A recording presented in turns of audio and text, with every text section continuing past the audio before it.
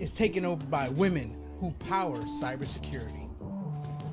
Exciting, or you secure a product to a certain point and you keep pushing the boundaries of the threat model. It's not enough to say, I checked all the boxes that are here. I have this certification, I have that degree. Well, so do 50,000 plus other people.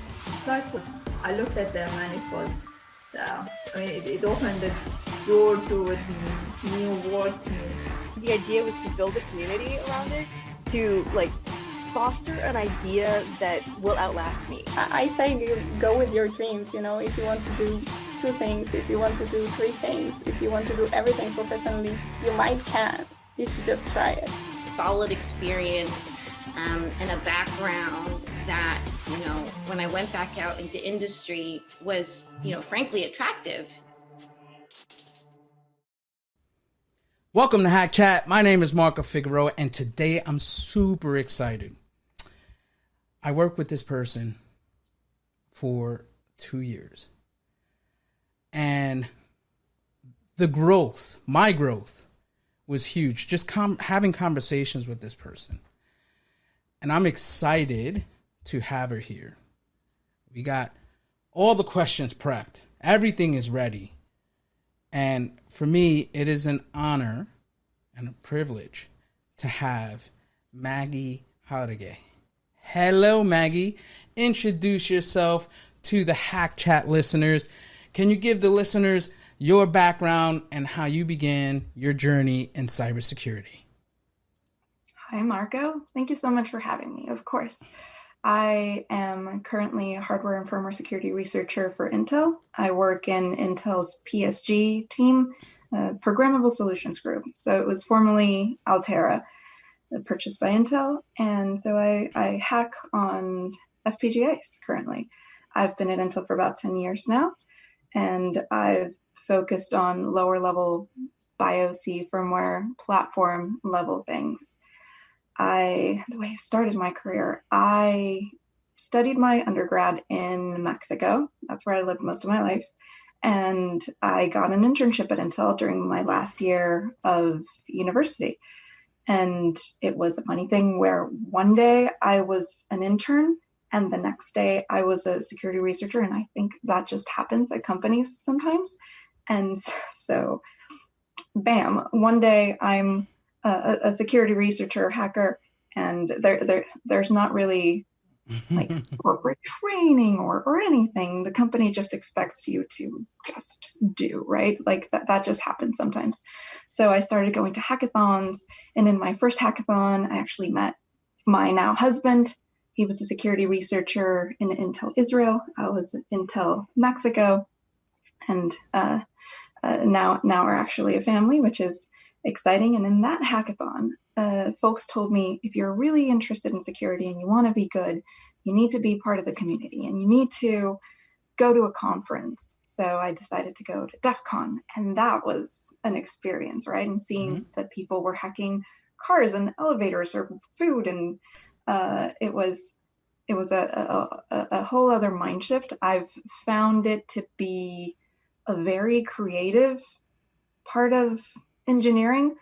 I started my undergrad as an electronics major, and I loved it. I loved having my soldering iron, and I would make even jewelry out of my components, and I always loved electronics, but I was kind of not motivated by some folks, and my father included, who said, you can study electronics, but you'll probably end up doing software anyway. And maybe that was true 15 years ago, and especially in Mexico. And so I got a little discouraged of, why am I working so hard to? Maybe I'll just do computer science. So I switched to computer science. If I'm going to end up doing computer science, I might as well learn it well from the beginning. So I switched to computer science, graduated. But it's funny how throughout my career, I've really gone back to what I like, and my soldering irons and hardware. So I feel like I found my way back. Yeah. So what made you say, okay, I'm doing this, and now I'm going to go ahead and go all the way in with security research? Well, in Mexico, our Intel site where I started was more of a validation site. I think it currently kind of still is. And I would see these brilliant minds. My mentor who hired me is a postdoc in robotics, and he went to Korea, and he's just a brilliant mind. And I would see him doing the same tests generation after generation. And I kind of had this feeling that some of these minds were not being wasted, but that could do so much more. And in the field of security, it was exciting to see how you had to be on the news every day and on Twitter every day, and every day was something different. And it was a very creative space where in a hackathon you have to sit and think, if your life depended on it, how could you get the password, get in without the password, or make this thing never work again because it asks you for a password, turn off the thermal sensors. It's such a creative space that I found challenging. And I feel like I've also found a calling that I didn't expect in engineering, and feeling like there needs to be a balance of researchers outside of companies and inside of companies trying to be as good as the outside attackers, and trying to proactively defend against the attacks that are going to happen during the lifespan of a product in a short amount of time. I find it both an exciting challenge where I'm learning every day, and something that's important for the world. I remember I was at your talk. I'm a huge cheerleader. I'm fans of everyone. You are. How did you feel giving a talk at DEF CON? How did it feel to you? Were you a little nervous like I was? I was so nervous because it was my first ever talk was at DEF CON in front of 2,500 people. And so, yeah, I was super, super nervous. Luckily, the lights are so bright, you can't really see anything or anyone. I could see my friends and family in the first row, and that was good enough. Yeah. But it was so exciting. And I loved that my first ever talk was me hacking a hairdryer with a walkie-talkie. I just loved that was my first ever talk. Yeah, I mean, that, go ahead and go into that, because I know the story. How did that happen? What was going on? You had the walkie-talkies and you were speaking to someone else and you were getting ready. Go for it. I set that up for you. Yeah. It was totally by accident. I was dating my now husband. We lived in neighboring complexes pretty close to each other.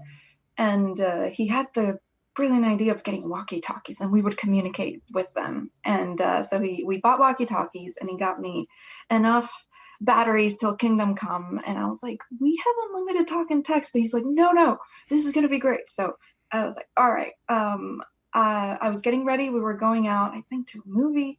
So I was doing my hair in the bathroom, and I thought I heard the radio buzz. Or somebody talking over the radio. So I went and got the radio. Hello, is anybody there? Nothing. So I go back to the bathroom where I was getting ready, and I hit the call button. When you hit the call button, it just buzzes on the other side to see if, he would pick up. And when I hit the call button, the little box on my hairdryer vibrated out of control, exploded, smoked, and I was just like, wait, what? So I went to Target, I got 3 more hairdryers, did it again, same thing happened. So I started looking into it and how I was affecting the electromechanical protection of the hairdryer. And I could do this also on GFCIs on plugs, on sockets for bathrooms and kitchens. I could also do this on AFCIs, arc fault circuit interrupts for the circuit breaker box in your garage, so we could drive by somebody's house and turn off their lights. And that kind of evolved from there. Yeah. I mean, going back to DEF CON, it is one of those things in your career when you present at DEF CON, it's almost like a feather in the cap. It feels good, especially like my first talk at DEF CON was sort of the same. There's like 2,000-3,000 people. We had the main room, and I was speaking, and I was like I was talking, but you could hear the nervousness from my throat. And luckily, I had my brother. He gave me a cup of water, and I was drinking. I was like, all right, let me collect myself. DEFCON 16, you could check it out. And it was insane. But, you know, after that, also I felt help with the shots, right? Yeah. Yeah. And I did have also my entire family in the front row, right? Mother, aunts. So it was good. It was good. You know, and was that not a really interesting experience for you? Sorry to interrupt you. What's that? Was that not a super interesting experience for you? Like, I remember it was my first talk ever, and it was a big venue. I recognized the importance of, I get to speak at DEF CON, and I've never done anything like this before. So I brought my parents from Mexico, and you'd see these middle-aged Catholic conservative, you know, folks walking through the hallways of DEF CON with like all the mohawks, and my parents were just kind of like, so these are your colleagues? Yeah. You know, I think hilarious. For me, it was more like, it stinks, right? There was like, oh, it's because people don't take showers like that at DEF CON. That was a big thing. But I think for me, the biggest moment of my career was presenting at First Conference. It was in Puerto Rico, and I had literally every aunt in the front row. And before the talk, my talk was, you know, on ransomware. I forget the ransomware I was doing it on, but the first slide was me giving them their flowers. I had their pictures. I was like, just 30 miles from here, these ladies were born. I had the house, the pictures. I had the entire room was crying. The entire room. Not only my aunts were bawling, everyone was like tearing and clapping and stuff like that. So that was like the moment for me that I was like, okay, that's one of the moments that I'll never forget. But let me ask you, how do you keep on pushing? How do you push yourself to get to that next level? To not stop, not stay stagnant? I think that comes with the territory. I feel like there's always a new thing. There's always something more exciting, or you secure a product to a certain point and you keep pushing the boundaries of the threat model. The threat model is constantly changing. And I think that's what's exciting about it. And I've always been interested in, after doing these walkie-talkie talks, we moved on to analyzing the effects of radio on platforms and how we could make all the sensors go crazy, or power surge and turn off a machine, or we can move the mouse and do right clicks and weird things. So the idea that's back then is where the idea of using the physical properties of a system to attack itself or to change its normal behavior has started appealing to me. And I think that's fascinating. And as long as there's something to gain, as long as someone has something to gain by breaking into our systems, they're going to continue to do it, aka they're always going to continue to do it. And the more we put our medical and financial information onto these systems, the more this type of work will continue. So I think until maybe I get tired of fighting, because I believe that security is a cultural problem. People have to have awareness and understand and proactively do things to protect themselves and be better all the time, which can be tiring. I think that's where a lot of the burnout comes from, of folks trying to do the right thing and trying to change mindsets. And you remember Toby Kohlenberg at Intel, he used to say that security was going and telling people that their babies were ugly. So that it can be a hard job to do sometimes. Shout out to Toby. I miss him. We met through your husband, and then we worked together. And I'll never forget, one day I was coming up with an idea of the project. I had written a summary of what the project was and did a quick, brief demo of it. And I wanted to create something that I didn't think no one had done at that time, right? But when I was presenting it to you, I never had someone grill me. And I don't want to say grill. It was like someone that really knew how to ask questions about a project. And I wanted to create something, like I said, that never existed. But when I was presenting this to you, I never had nerves trying to prove to a peer why this project was going to be epic. From that day on, I knew you were someone that I could trust. I could go ahead and you can bring the best out of me with the questions you had. In your mindset, what makes you look at something and ask the question, is this project going to be good? Or you know how to ask someone a question so the project can be better. I never ever had anyone like ask me the questions. And the 4 years that I was at Intel, that one moment sticks out as one of the best moments that changed me, who I am. So kudos to you on that. But that is a skill, to ask questions like that. How do you do that? How do you look at something and say, what about this? But did you think of that?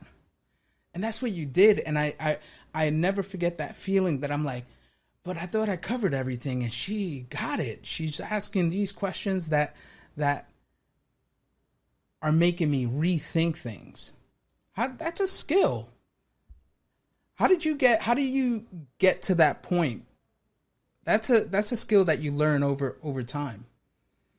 Well, firstly, thank you for having like the emotional maturity to take it that way, to take it in a growth kind of way, because I feel like a lot of people, when you even challenge them a little bit, they freak out, freeze, think you're fighting them as a human and, never speak to you again. So kudos to you too. Thank you. That's so important that we can just talk as engineers logically and trying to do the best thing for us as researchers, for the team, and for our company and our customers.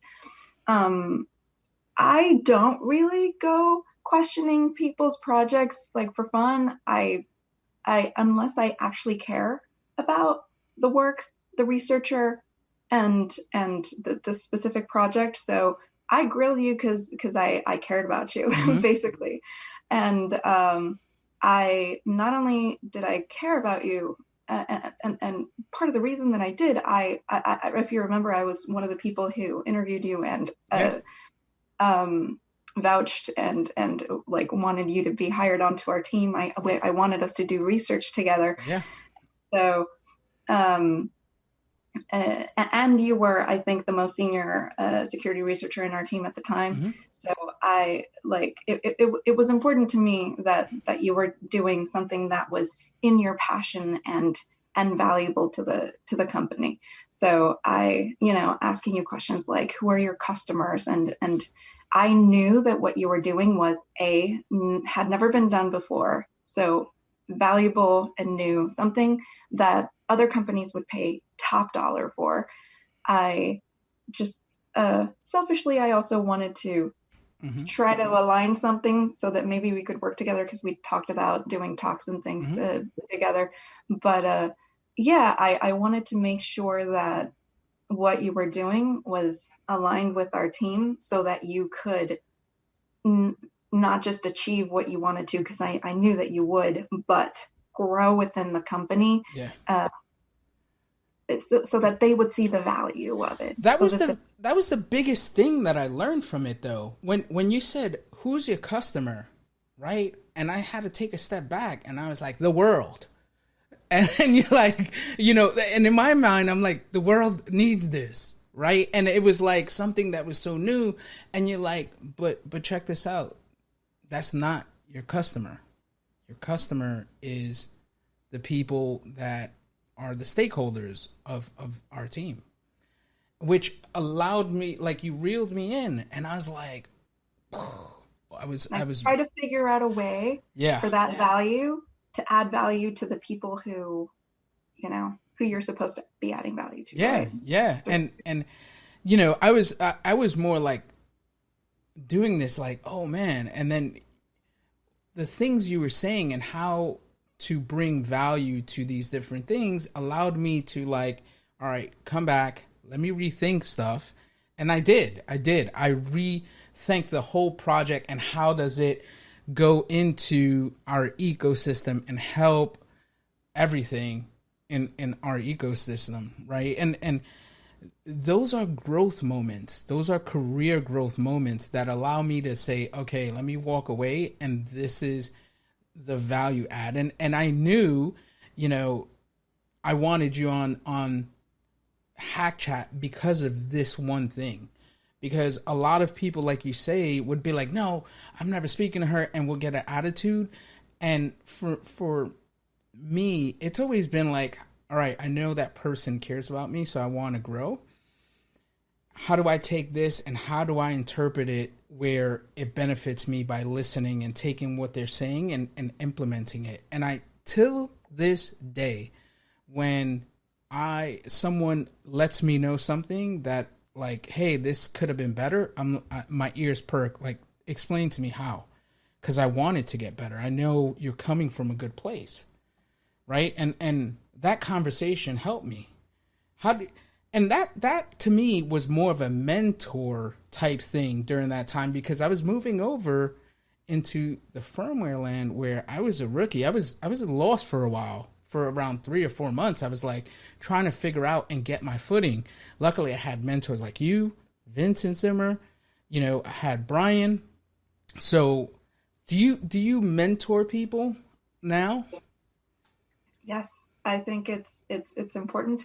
And a lot of times it isn't like formal mentoring, the way like someone reaches out to you and asks you, will you be my mentor? Sometimes it's just keeping an eye out on especially women. Mm-hmm. Sometimes I see them struggle with a few things. So I make sure to have a weekly or biweekly meeting with them to check in on them, see how they're doing, give them advice. Yeah, definitely. I think it's important to always pay it forward and try to strengthen others. You know, after that conversation we had in that room, you know, I knew you were a rock star before, but that just, you went to another level, like just the next level. What do you feel is the next frontier for like firmware security? Because you're doing big things. So what is that next level for, or the lane where you see firmware going? Where I hope to see it going is a lot more visibility into what's happening, more signals to the end user, even of things that could potentially be going wrong, or did something happen. Detection and visibility into the lower levels of platforms is where I hope things go. You do a lot of deep work, right? How do you focus? How do you dive deep into your day-to-day, and what actions do you take in terms of your atmosphere, you know, as headphones, to prep your mind for that deep work? Because one of the things that I know, because I was doing this, I had to like really lock in and understand, you know, UEFI when I first moved over, and I was like, I'm learning something. I thought I was like good, and I'm like, I know nothing. And it took me a while to do it, but it took me time. I had to go deep into like deep work. How do you get there? How do you put your mindset? Is it, and like I said, music, atmosphere, what is it? That's an awesome question. I wish more people ask those kinds of questions because it's so important.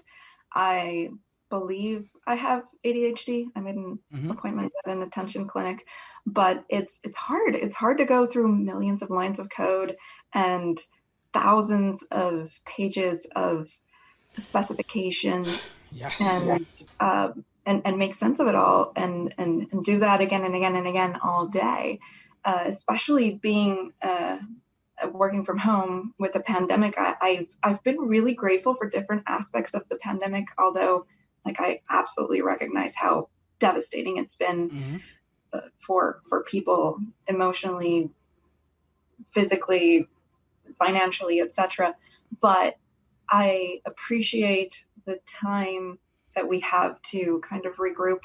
I have started doing meditation every day in the morning, first thing in the morning, after which I do journaling. So like all the things that could probably distract me during the day, get them out. Do you use an app? Do you use an app to the Calm app? No, an app in general. You just go ahead and do it. No. That's what's up. How long do you meditate? 15 minutes at least, and then journaling for at least 15 minutes. And then I have my little routine to make sure that I'm eating often and eating rounded or well-balanced diets that have protein, fat, and carbs. Each one of them, I think that really helps the ADHD brain. I also saw this TikTok that like really has freed me and made me feel like I can do many more things, because I usually feel like, the day's over, or I could only do half of a thing, so I wasn't super productive today. But what she did was have this visual timer. Have you seen those? It's like a clock and you mark like 15 minutes and it just starts, it dings at the end. And what she would do was, her kitchen was a mess. She would do 15 minutes and start cleaning the kitchen. And at the end of it, it wasn't perfect, but it was really good compared to the beginning. So I've started to do that. I'm doing email for 15 minutes, and then I'm going to read the spec for 25 minutes. And so that way I feel like I can get a lot done if I just tell myself, don't focus on anything else. Laser focus on this one task for this amount of time. And then I've found that I can get a lot more done. And also to make sure to have conversations about the things that I read with people who are experts, so that things that may have been lost in the cracks, or that I maybe skimmed over that are actually important, someone else will speaking and point them out to me in a way that's more consumable and that will actually stay. Yeah. So we're going to peel back these layers real quick, because I also do the Pomodoro technique, right? But I don't do it for the kitchen stuff and stuff like that. What I did was time myself. Like if I had to clean the yard, I would time myself the first time, and then however long it took, I would always have that and count backwards when I had to do it again. Now you only have 15 minutes to clean this. The yard has to be clean, but let's go back, right? Let's go when you start your day, because this is important. This is productivity for the people that are watching. And for me, I'm a productivity junkie. So when it comes to meditation, I do meditate as well. I use Muse. It's like this headband thing you put on, and I like it because it's like to me it's a game. Can I concentrate and focus and hear the birdies chirp? That means you're in the calm state. And when it's raining very hard, that means you're not in the calm state. You're thinking, you got to lock in and dial in. So I love doing that. I do that for 10 to 15 minutes. I do journal, but it's more a to-do list. And I prioritize it from A to D, depending on my list. And I don't do B until A is done, period. And then I do the Pomodoro technique, where it's 25 minutes on, 5 minutes off, depending on how locked in I am. But the key thing is, to me, music, scent, and headphones. The headphones are critical. I don't put anything in my ear because it itches it, but I have these that has velour pads, so my ears don't sweat. So all of those things, those are my go-to things. But I think I'm going to start doing what you just said, where the kitchen's do you have the timer? It's right there. Yeah. Go get it. I'm gonna buy a timer today. I am going to. Yes. So it beeps okay. That. Sorry. Yeah. But you just said, and it's visual, so you can. Yeah. It has a magnet, so you can put it on your fridge or just prop it up on a table somewhere. Yes. And so there you go. 15 minutes, look at your email. What's the name of that? I am going to buy it today. Did you get that at Target? No, Amazon. I'll send you the link. Yes, but please. I think it's. I love the color. There's a bunch. There's a bunch of colors. I don't like red. I find it intimidating. Yeah. Most of these blue. are red, so I Earth got tone. a blue one. And because I could go on answering emails all day long. Mm-hmm. So if I tell myself you can, but you can only do it this amount of time, then I get to the most important ones, and tomorrow will be another day. Oof. That, guys, please, everyone who's out there, this is a key moment right here. This is big. This is productivity at its best, and I love that. I only check my emails once a day, and it's in the morning, right? I'm more now going on to Slack, and I try to limit that as well. But, one of the things, and the reason why I ask you this is because what people don't know, these spec documents are no joke. They're no joke. Like, I needed a tutorial how to figure out to look for certain things. Like, my mind going through these spec documents and understanding stuff it's hard to wrap my head around sometimes. How do you do that? I know you said you use a 25-minute timer, but is that enough to look at read a spec doc? Because they're monsters. They're monsters. But for example, right now I'm working through a really important one and a really big one, but I can't I can't do it for 3 hours straight. I can't do it for 2 hours straight. So I need to break it up. I could do it maybe twice a day or 3 times a day if I do it in 20-minute intervals. And then I know that I'm actually paying attention. And it's actually registering. Otherwise, I just I saw this meme somewhere where it was like blah blah blah. Wait, I forgot to understand. Like you can actually read without things registering, if that makes sense. Yeah. So I've found myself that my attention span is not all that super long. So. That is my next question, because how do you take notes? These are in-depth documents, right? These are. I'm talking about some of these PDFs are 1,000 pages, and you're looking for specific things, and you really gotta learn what they are. Like to me, it's hard to wrap. If you don't work at Intel, you kind of don't understand. It's like, think of 500 PDFs, and you're looking for a certain thing, and then you got to search, and then you open up a PDF and there's 1,000 pages, and then you got to look through things. How do you? And they reference each other. Yeah, it is by different people.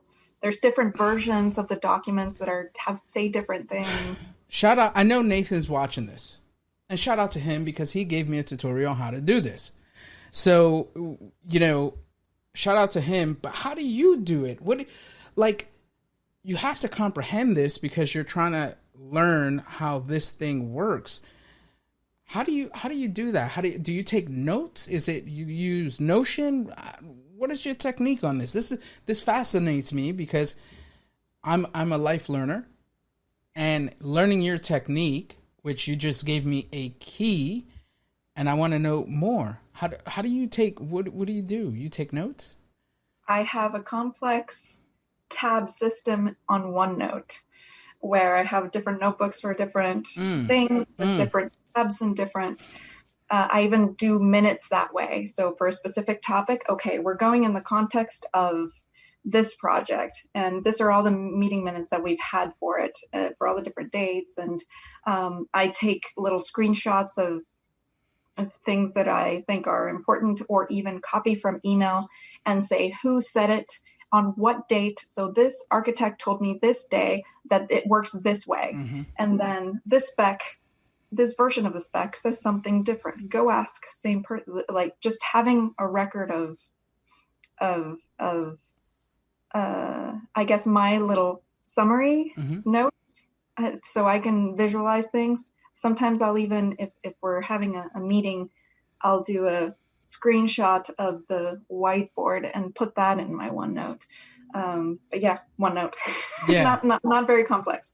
So one of the things that I did while I was working on the team that we were on was take a speed reading course, because it was that much of reading and understanding that you have to do. I mean, I've never read as much as I read while working on this team. So I was like, I need to read this, and I need to read it fast. So I registered for Jim Quick, and it raised my reading. And now I'm like, when you're reading dry documentation, it is very tough. You know, you could read a reverse engineering book and it's so fresh because you're engaged. When you're reading about some of these specs, you're like, huh? Why did they name it this, and the acronym and stuff like that? And it's difficult to get into it, right? One of the things that I did, an example was, I read the first month I was on the team, I read Vincent Zimmer's book from cover to cover with notes and everything. And it was very difficult.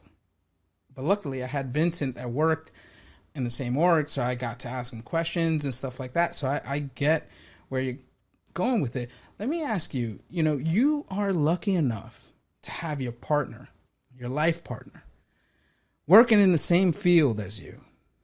How is it at home working on cool projects together?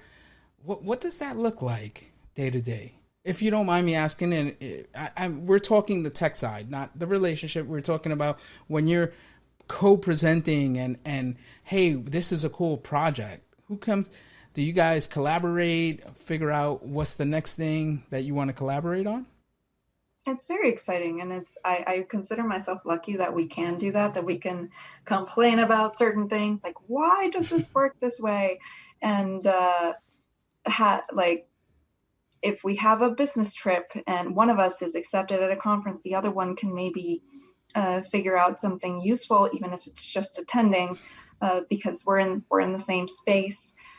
So it drives for a lot of fun conversation. We just recently both volunteered to review Zeno's new assembly class, the Architecture 101 thing that he's doing. So we get to do things together. We've presented together. We've done research together. We get to brainstorm and think of things we could do. I really appreciate it. I consider myself lucky, yes. Awesome. We're going to have him on Hack Chat. Don't worry about that. You get to meet the other side of the power couple.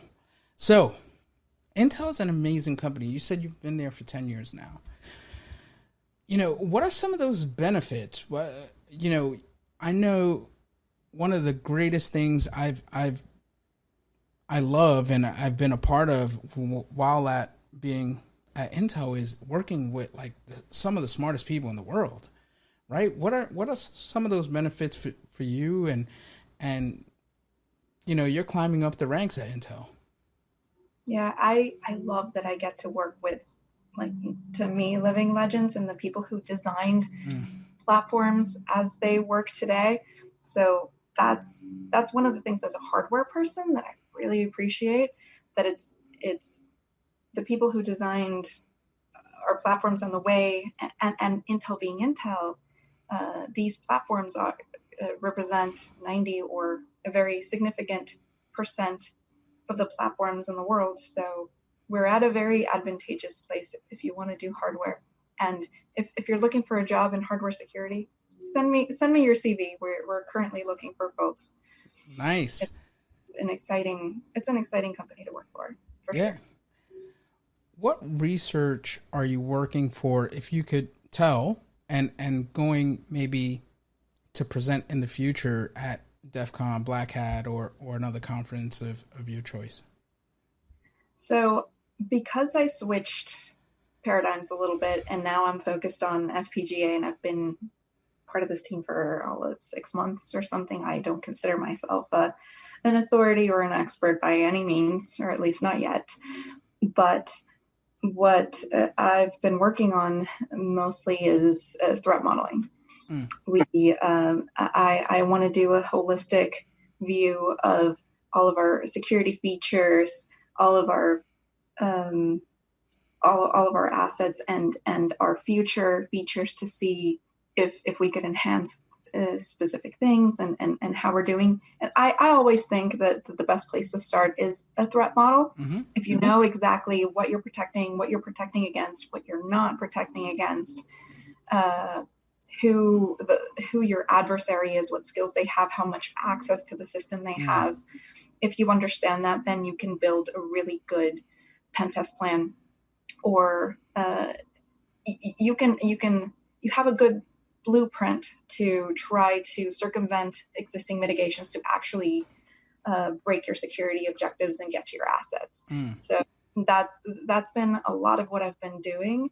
And in the future, I'm hoping to become a more badass hardware security researcher who does more fun things with more fun tools. And so hopefully more of that in the future. Awesome. How do you approach something like, hey, I want to go ahead and target this specific thing because I think, this has maybe low-hanging fruit that I could, take that and springboard into something else cool.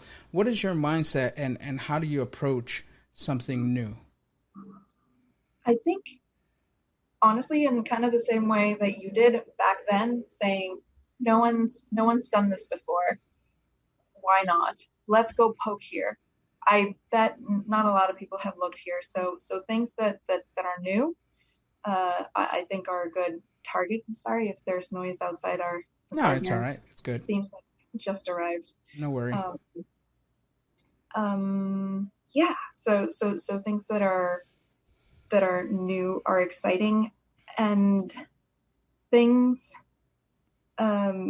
especially recently I joined the Black Hat review board, and I've always found it important to kind of be in the loop of what's happening in the industry, but more so now I feel that responsibility and honestly knowing what researchers are doing out there, what type of work that they're doing, and comparing that to the validation that's happening inside the company and saying, okay, we probably should be looking a little more in these spaces because there are open source off the shelf tools that could be used to do these things. So if we're not doing it, someone else out there will, for sure. So nice. Yeah. How do you know when you're going down a rabbit hole that it's the right target? And also, when do you say to yourself, okay, I've gone far enough. This is enough. I'm going to switch gears and look at something else. I'm not sure if you always know if something was worth it or not. I think that's part of the challenge in the mindset of a security team, especially when you work for an organization that has historically been more QA, more validation, to say, I spent a year working on a tool to try to do X and I failed.